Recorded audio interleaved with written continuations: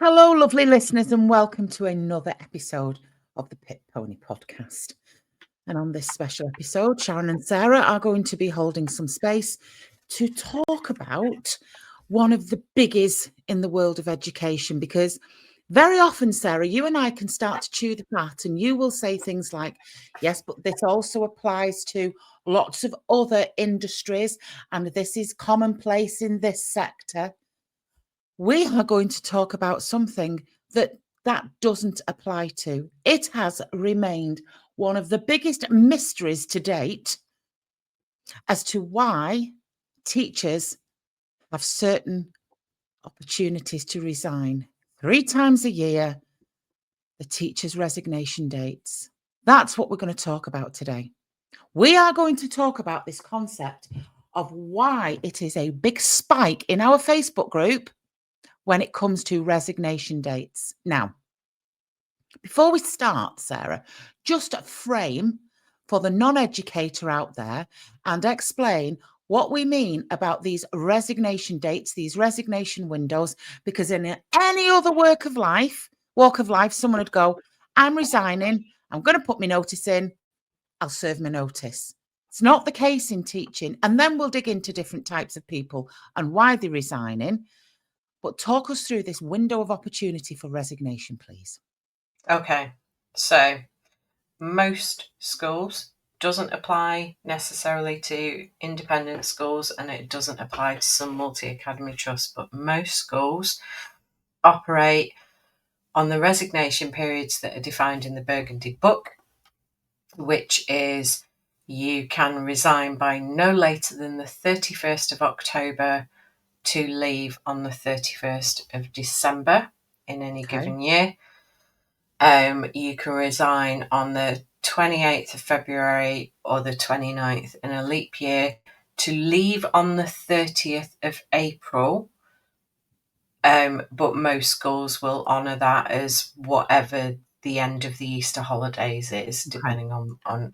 And then the final one is May the 31st to leave on the 31st of August. So I want to go to something with that because that's written in Burgundy Book and contracts as 2 months in the autumn, 2 months resignation period in the autumn term, 2 months resignation period in the spring term, and 3 months in the summer term. And some people get themselves mixed up with that and think if they resign at the end of September, they're giving 2 months notice, and that is not correct.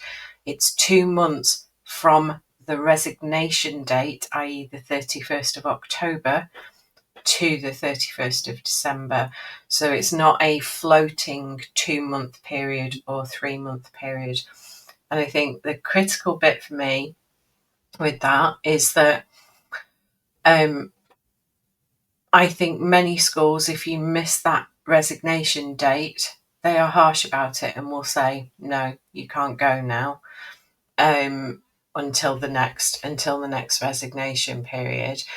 There are some schools that will allow you to negotiate out within a couple of days, but it's not. It's there's no expectation that a school leader would have to do that. It's completely discretionary. But I think the big one for me is when people, we'll talk about this in more depth, when people dither at the May half term one, the 31st of May, and decide, I don't know if I want to, blah, blah, blah, and they don't, then actually they are then stuck for June, July, August, September, October, November, December. It's a 7-month period then is the next time that they can exit the school legitimately without that discretion having to be applied and being released or whatever, which is extraordinary. It's truly extraordinary. I miss the 31st of May and I decide to resign on the 7th of June. Yeah. I'm there till when? 31st of October? 31st of December. Because I've gone into the 31st of October window, haven't I? Yes. So if I've not resigned by the 31st of May,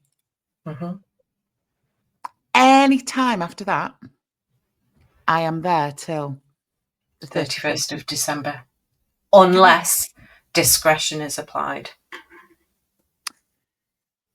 So if I find the job of my dreams on the 10th of June, I can only tell my next employer that I can start in January the following year.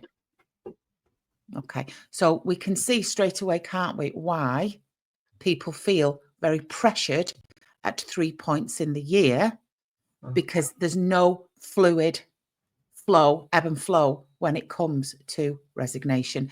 And actually a 6-week notice period isn't even on the books anyway with teaching, because it's a minimum of 2 months. So is it any wonder why people feel trapped and pressured to make these decisions, particularly, and this is what sits around them,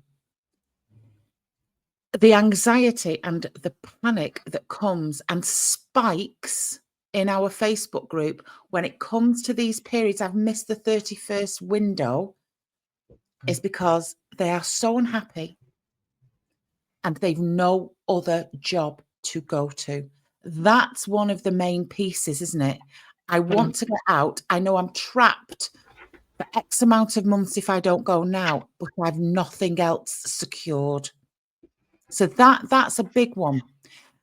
And also people who are resigning because they know they're leaving the profession. That's a huge one as well.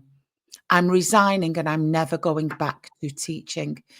There is so much pressure on teachers when it comes to resignation dates. And fear. Oh, yeah.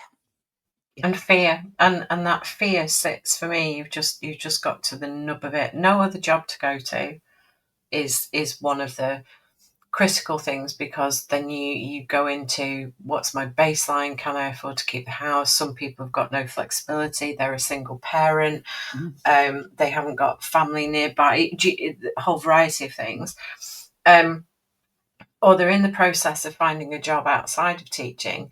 And that in and of itself is probably another episode, because that is not an easy process. And I think in some respects, I'm not minimizing the challenge of finding a teaching job, but it is a known quantity in terms of what the process is. You apply.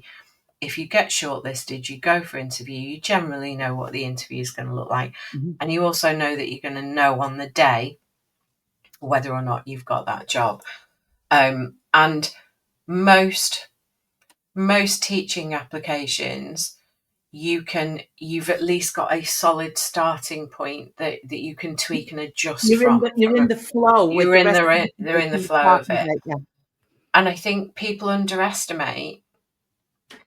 underestimate how challenging it is finding a job in a different sector, and also the scale and scope of what they are going to need to apply for, and therefore have got a real balancing act, which is almost impossible in terms of how much time it is going to take you whilst you are still in teaching in order to be able to do those applications, or you don't, and you come out and you take a punt and you hope that you find something. And I do think that's an episode in and of itself, that whole process.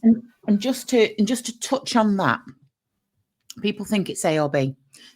I'm either resigning, I've got another teaching job to go to, or I'm resigning and I've been able to do some real lining up, so I have got another. Right. If we go back to the basic principles of the original Pit Pony video, all those many, many years ago, do not start to consider resigning, next steps, jobs, unless you have done the basic rule of thumb where you know your finances. Now, you might be considering resigning because you are absolutely on your knees. Your mental health is on the floor. I will guarantee you that if you know your figures, you will be automatically more empowered than you are without knowing them, because part of the reason we feel trapped is because of that salary. And I have had some conversations, Sarah, with people who are in real emotional crisis over this, resigning. What am I going to do? What can I afford to do?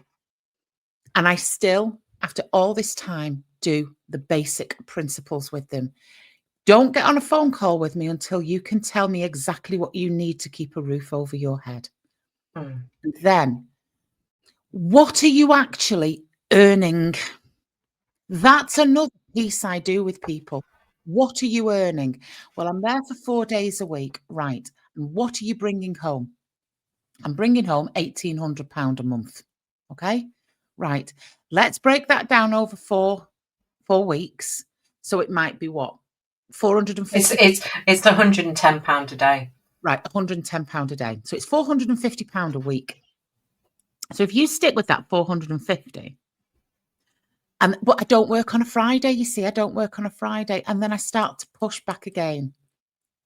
Do me a favour, just generally estimate how many hours you've worked as that 4 day a week, because I'm not going with 4 day a week anymore. And then they'll go, oh, well, I get up in the morning and I'm in school for 8 o'clock. I leave at 5, and then I maybe do another 3 hours when I get in at night. Okay, so you're in 8, 9, 10, 11, 12, 1, 2, 3, 4, 5. You don't have a dinner. So there's 9 hours. And then you do another 3. Okay, so you're working 11 hours a day. Believe me, listener, if you are not in education, that isn't even that much when it comes to an overworking teacher. They can wipe your eye with 11 hours a day. I'll tell you that for nothing. And I might do a couple of hours on a Sunday. So let's have a look at this. On average, would you say, and that's for somebody who's doing 4 days a week, £450 a month, would you say 60 hours you've worked? 55 hours. Okay. Can you do me a favour? Can you divide 450 for me, please? No, not 450. Are you doing a month or a year? No, week. A month or a week? Okay. Wait. 450, please. And can you divide your £450 by your 55 hours? Yeah, you're on £8 an hour, love. Oh my God, I'm working for £8. Yeah, you're working for £8 an hour. Okay, but let's go back to it. You're a teacher and you're on £450 a week. Yes, you don't know whether or not to resign. You don't know whether. Let's go to £450 again, shall we? And let's say you're now working 30 hours a week.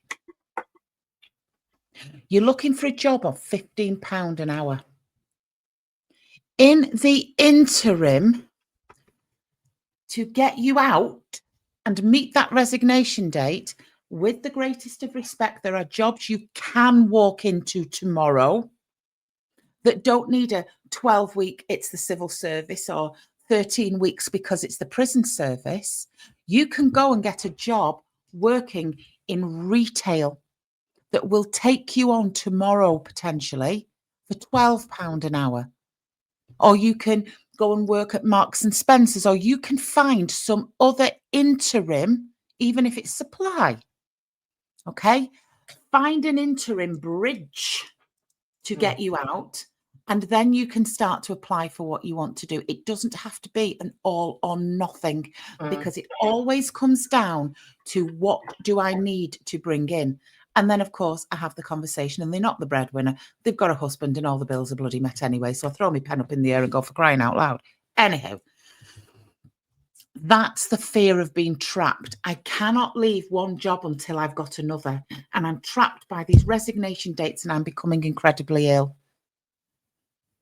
If by the 31st of May, you are in that dilemma and you've done your figures and you can see a light at the end of the tunnel because you've already started to go on Indeed and put the word out for your local Marks and Spencer's or your Amazon. Or there's a woman the other day, she lined herself up with a great job delivering prescriptions, pharmacy, driving round, £14 an hour. Set yourself up and get your lifeboat. It's basic pit pony stuff, right back again to the original video. Because I think isn't this though to do with the fact that excuse me, as teachers we go into a job thinking it's the job for life, whether we've come in straight out of university, whether we're a career changer and we've decided that that's the next phase, we are I think as a profession, we see the job as the anchor point, and therefore you can't lift that anchor point unless you've got another anchor to put down. Correct. There's a real psychology behind it, isn't it? And It's I called being think, a pit pony. but I think I see a lot of advice in the group where people say exactly this, that the first job out doesn't need to be your next forever job. It can be a Lifeboat job. stopgap. And actually, if you don't like it, then you find something else, and you don't have to stay at that, because there's a huge amount of untraining to do in your own mind about, well, I go and get another job. Well, it's not for me. I've given it a couple of months, but oh, do I resign? Yes, because I'll tell you for now, the younger generations are They're out. they're out. They just go. I'm done. I've done my notice. I'm off. This is not for me. Because in many ways, what we're doing is we're conflating two things. We're calling it a job. I'm going to resign from my job. I'm going to resign from a role. Actually, they think they're resigning from their profession. They're resigning forever. And I know, like, friends of mine who've got kids, and they hop in between marketing agencies. Okay. So they don't like the job with this marketing agency, so they go and get another job in another marketing agency. Actually, that's what you're doing. You're leaving a school. You're leaving one school. You're not leaving the job. You're not leaving the profession necessarily. You are resigning from that school. Okay. And there are going to be so many other opportunities available to you. Now, okay, we have this huge panic because we've gaslit ourselves, particularly the Gen X teachers, that if you've got a break in service that you can't explain why, that means you're never going to be employed ever again. Because rightly so, employers say, well, what did you do between these two dates if you're going back into the profession? Well, I left my job and I explored something else. I've not committed an act of treason against, the Roman Empire of teaching where I'm never going to be employed again.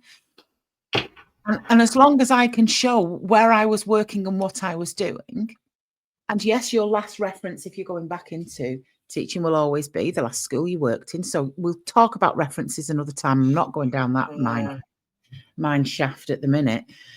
But this idea of being absolutely frightened to death of putting your resignation in, particularly around that 31st of May, because you've nothing else lined up, then line something up pretty quickly because you can.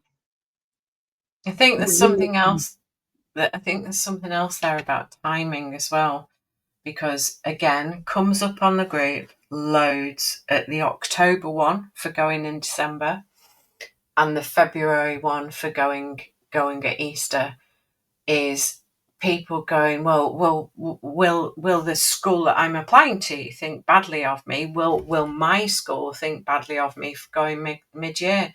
The school that you're applying to, no, because they need somebody. The school that you are leaving, there are 3 fixed resignation points for specifically this reason. They expect that people are going to go at those resignation points, and it's all designed to allow the next person to be in place for the next point in time. And I think I do want to reflect on the things that are keeping people from putting their resignation in, because it's not always about finding the next job It's not always or about the money. money. It's not always about money. It's about the fact that they think if they particularly got an exam class and they're going to leave, they have ruined those children's lives. That's it. How can I leave my exam class? So I'm going to stay in a job where I'm miserable. I'm going to put my own needs second, right? With the greatest of respect, I'm an English teacher. I've got a year 11 exam class. Do you know what? There's loads of me. There's loads of me. There's loads of people who know the syllabus, who can go in and can teach it, and you're part of a department. So actually, but that does hang people in, doesn't it? And I've had a conversation with somebody I know in recent months who was exactly wrangled that with a variety of life circumstances going on around them that would have had any normal person on their backside, and they were just about clinging on with their fingernails. And it was all about, well, I'm letting the kids down, I've got exam groups, I've got this, I've got that. We're signed off with stress very, very legitimately and genuinely, and we're still doing work and sending into the school. And it did come down to a few of us sitting with them and saying, no, pack it in. And also, if you go, there will be somebody in your spot before you could even conceive of them being in your spot. Right. They will get someone. We are not irreplaceable, and we like to think that we are. Good. You're not that good that we couldn't bring somebody else in. And it's really hard to have that tough talk with yourself, because we are used to putting everybody's needs before ours. The kids, our own family. And that's a piece of work that needs to come out of it. And it is the true definition of self-care. How do you think so low of yourself? It's like Schrodinger's self-esteem. You think so low of yourself that you're not putting yourself first, but you think so highly of yourself that you're completely irreplaceable. It's all about the language and that's been sat around what we've been taught and what we've been told, even to the point where people like, how do I resign? Do I send a letter in? What do I put in an email? Now, I always give this advice: never burn your bridges on the way. Because you don't know, on the way up, you might need them again on the way down. You are basically putting in a factual, please accept my resignation as of this date from this establishment. Thank you. And I think that's really critical about the dates that you put on your letter, because people have fallen foul of this. You might be leaving on the 19th of December when term ends, but your official resignation date is the 31st of December. Right. If you cut short your own resignation period, there have been instances where schools have gone, okay, well, thank you, you've gone on the 19th. That's what your letter said. For those remaining days, yeah. Correct, absolutely.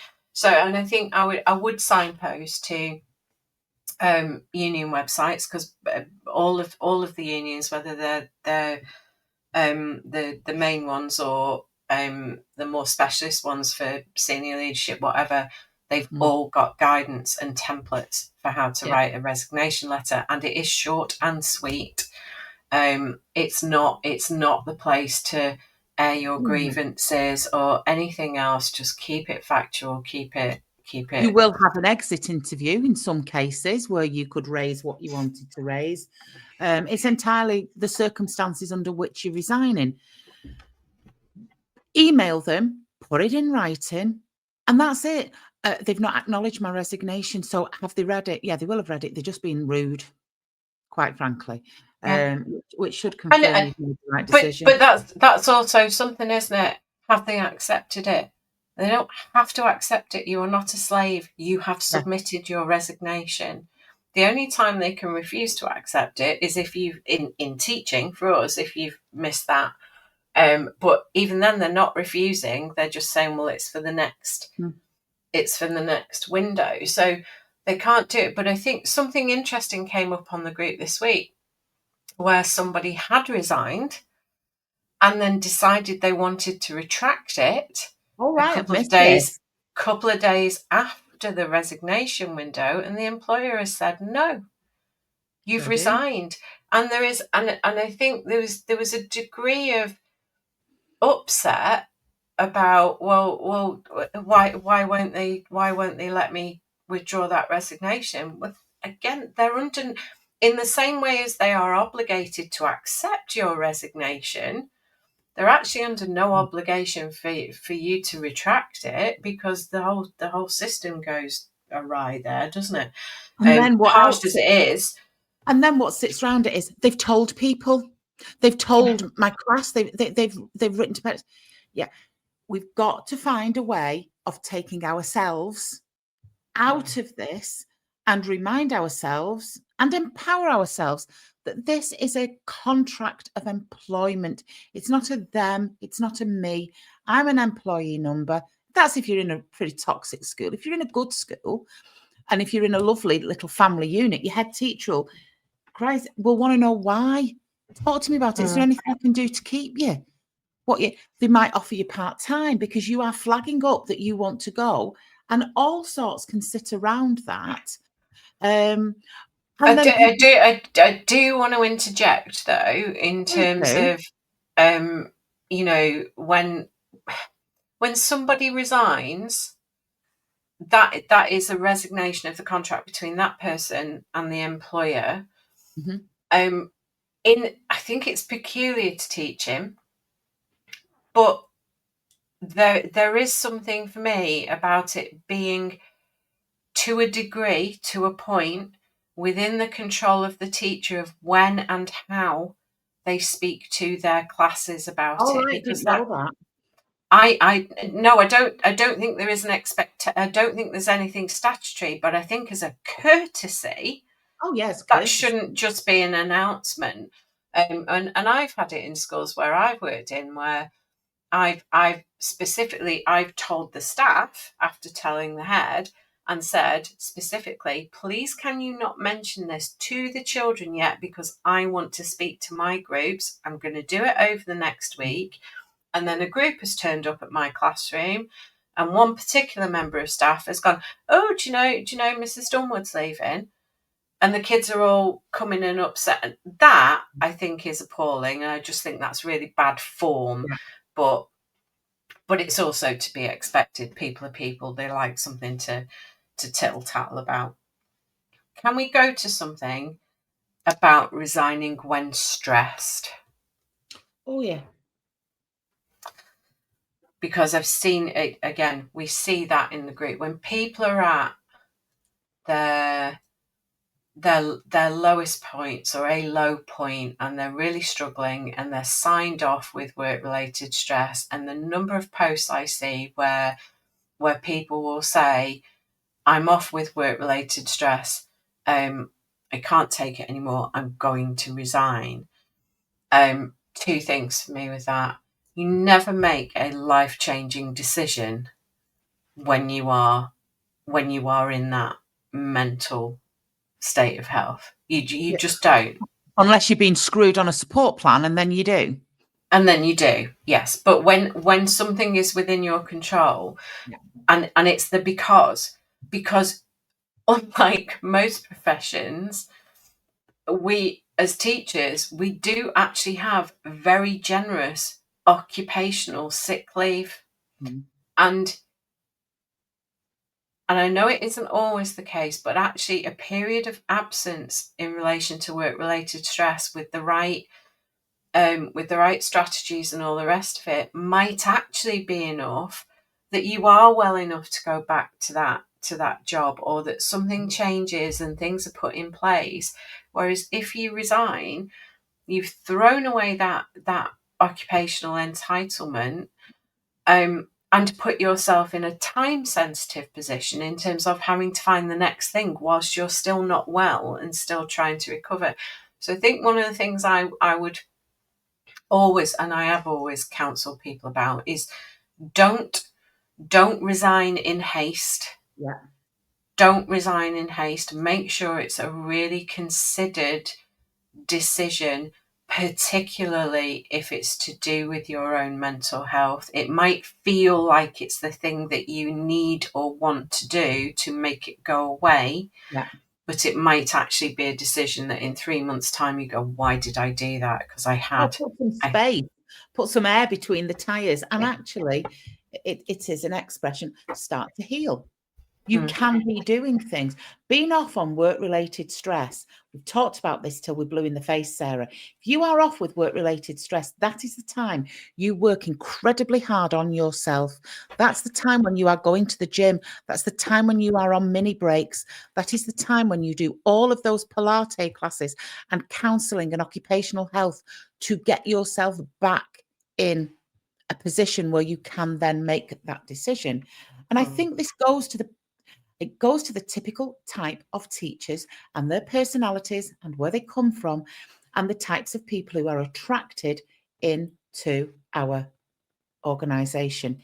Now, it's interesting. We spoke on a previous podcast about certain generations, okay, and Generation X. And then I think it would be fair to say that the youngest generation who could be teaching currently are not millennials, generation, bear with, Are they Gen Zs? Gen Zs are 1997 to 2012. And then 2013 is Generation Alpha. So 2013. So some of the Gen Zs. My son's a Gen Z. So he could definitely be teaching. Okay. So we've got these generations within. Now, we've already made a blanket statement that Gen Zs walk. Okay. They hop between jobs, and they do. They do. I wonder if the Generation Z teachers do the same, or they get sucked into this guilt, this mindset about resigning. I don't know. Do they walk quicker? What do you think? I'm seeing, and I can never tell from the post because as much as we know who, we don't necessarily know any details about them. But I am seeing an increasing number of ECTs who the wrangle is. I am really struggling with the whole ECT thing, and actually seriously considering jacking it in and walking away. And but then I'm going to reflect back on my own training back in 1994, 95, that because I did a 2-year BEd and was QTS on the outcome of that, and was also in that weird little window of time where there was no probationary year, so you literally qualified and went straight in. So I had to do 3 teaching practices over 2 years, and by the end of my second one, I was ready to quit.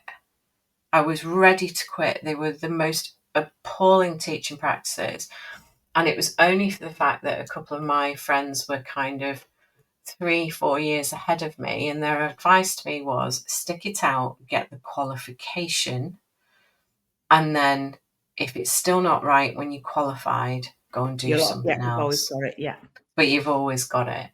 And actually then my third teaching practice was amazing. And then the next 23 years and 6 months of my career was the best thing I ever did. So I'm not sure. I know the ECT is much more challenging. I know there's a lot more pressures on. Somebody very close to me has come through that, so I know it. But I also know that there are schools that get that right for their ECTs as well. I don't know. I don't know whether there's a pattern. I don't know whether the younger ones are more, and I don't mean that in a derogatory way because I am getting on a bit, but whether that younger generation of teachers are less inclined to stick with something that isn't right for them and are a bit more self-assured and prepared to make those decisions. I don't know if that's the case. Got healthier boundaries. Maybe. I don't know. No, okay. So in answer to that question, we don't know, but it is a big emotional and psychological pressure and fear, this idea of resigning. Some people just do it. Yeah. But at the other end, take away the younger entrants or the newer entrants to the profession, those people who've been in it longer then get stuck with another thing, which is the mythical value of the pension, which yes, it's a good pension, but if I go, then I'm not going to get a full pension. And it's like, well, actually, if you carry on, and I've talked about this on another podcast, I've seen too many colleagues pass away either just before they were about to take their pension or within 6 months of them taking the pension. So the pension isn't, it shouldn't be the insurmountable object if you are desperately unhappy in your job, because your job takes up, at least in real terms, it should take up a third of your day, 24 hours a day, Monday to Friday. For teachers, that's not the reality. It takes up at least 50% of their life, of what, so the pension shouldn't be it, is my take on that, which is very easy to say when you've got 23 years worth of pension. You've got a great pension. Yeah. But I didn't give it a second thought, even though I had a plan that I was going to work for another 10 years and I would have had another 10 years in my pension. When I went, it was not even it was, I need to get out now or I am done. Yeah, but if you think about it, if we go back to this generational thing that we're doing, so we're Generation X, 1965 to 1980, all right?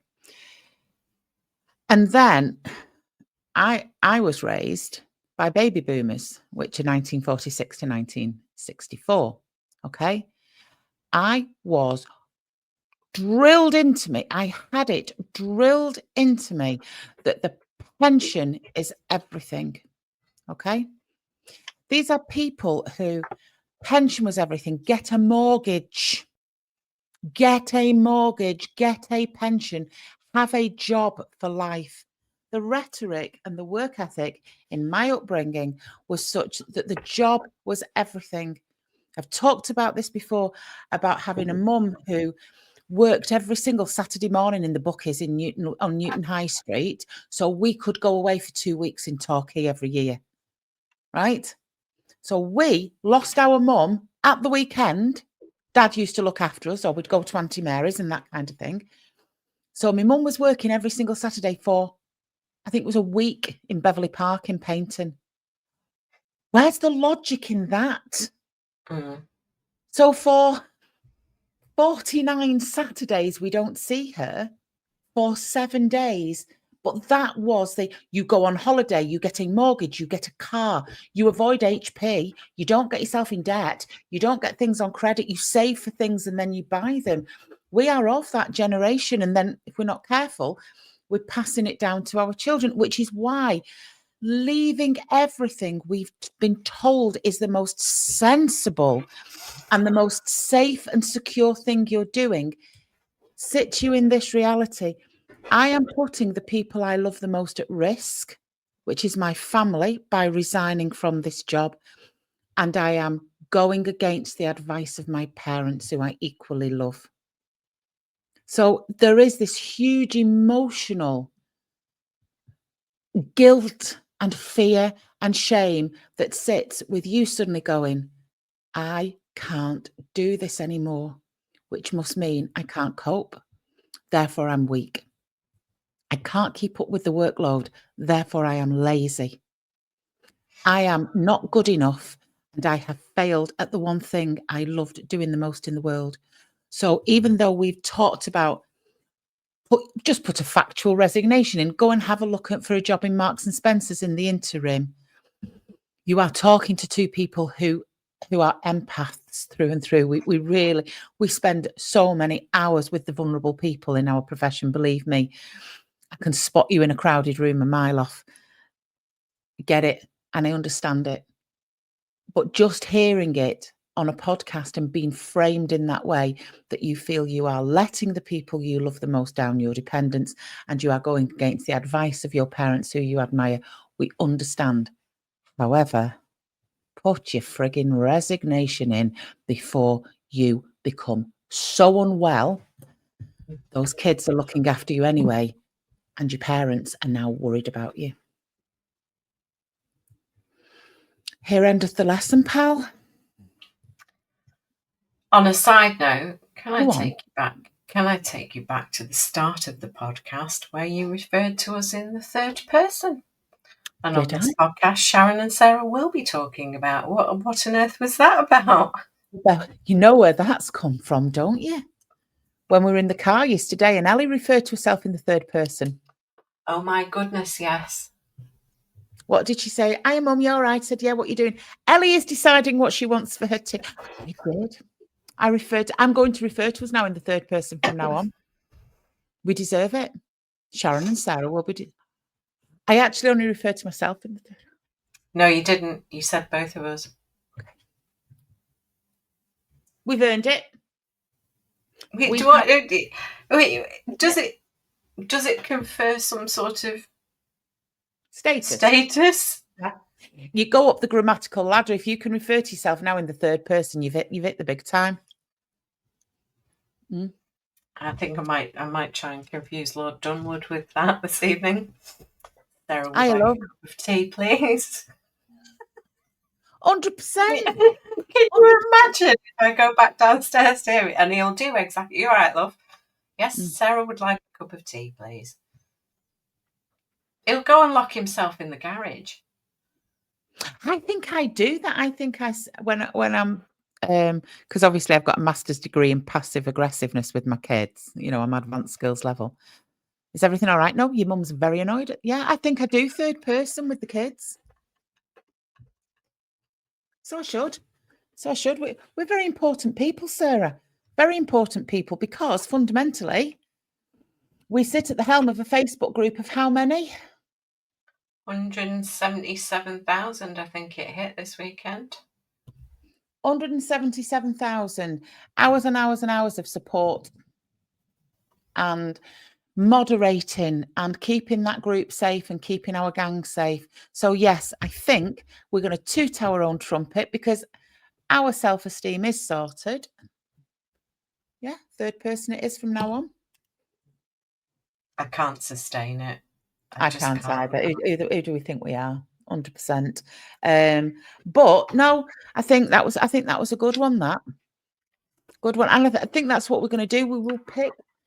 We'll pick hot topics that keep coming up and coming up and coming up in the group.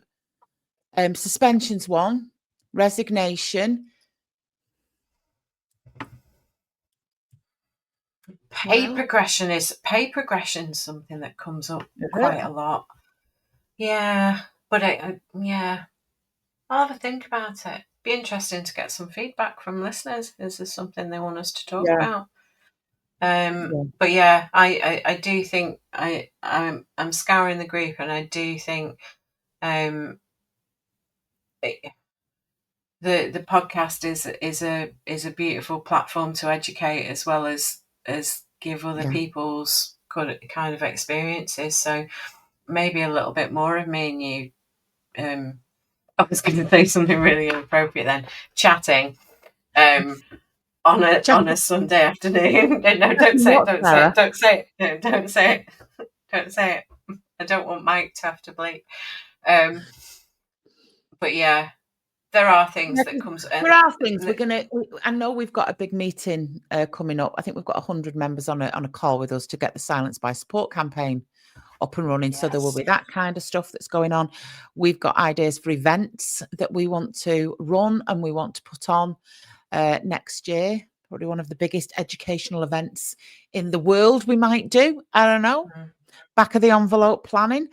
It might not be the world, but be record breaking. I can assure you. We'll get Roy Castle and the Guinness Book of Records over in Norris McWhirter. Count the heads in the room. That's a Gen X reference, if ever I heard one. Record breakers. That was Friday after. Was it Friday afternoon? Anyway, yeah. Before Crackerjack. Before Crackerjack, which I never liked. Never liked Crackerjack. Didn't like it for some reason. Wasn't my big thing. Right, okay, off skit. Our Ellie's messaging. Obviously, she's passed a driving test now, hasn't she? So I am not needed.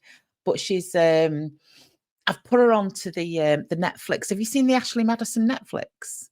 No. Oh, no. It's brilliant. You know what Ashley Madison is, don't you? No. So Ashley Madison was a website that you signed up to cheat on your spouse with. Do you remember? You signed up to an Ashley Madison. It was like a dating site, and you cheated on your spouse, and they hacked the database of all the members. and Oh, I released might have it. to go and watch that. Honestly, Sarah, it's brilliant. And Ellie's been messaging me all the way through this podcast because she's getting to certain points. Going, wow. So yeah. So let's not forget that. Let's not forget that we've just done a podcast and bring it to a proper end instead of us rambling. Right. Okay. Thank you, listeners. Sharon and Sarah have enjoyed your company this afternoon.